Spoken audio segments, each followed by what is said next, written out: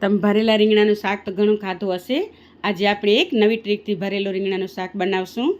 તો એના માટે મેં આ એક પેન લીધો છે. એની અંદર 2 ચમચા જેટલો તેલ લઈ અને જીરો નાખી, હિંગ નાખી, ડુંગળી નાખી, લસણની 1 ચમચી નાખી છે વાટીને. આપણે એ બધે સરસ સાંતળી લઈશું. પછી એની અંદર બેઝિક મસાલા નાખીશું, ધાણા, મરચાં, હળદર, એ બધા સરસ રીતે સાંતળી લઈશું આપણે એને.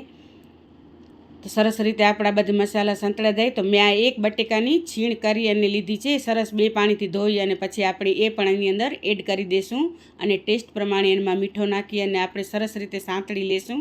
આપણો આ મસાલો સરસ રીતે ચડી જાય એ રીતે આપણે સાંતળવાનો છે.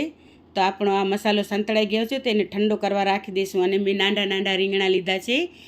તો આપણે એ મસાલો જે બનાવ્યો છે એ મસાલો બધે આપણે એ રીંગણાની અંદર ભરવાનો છે.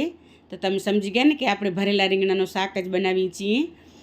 તો આ નવી ટ્રીકથી બનાવીએ છીએ. તમે જો આ એકવાર બનાવશો તો ઘડી બનાવવાનું તમને મન થશે. તો આ મેં બીજો પેન લઈ લીધો છે. એની અંદર જીરો નાખી અને આ રીંગણા છે ભરેલા એ આપણે સાંતળી લઈશું.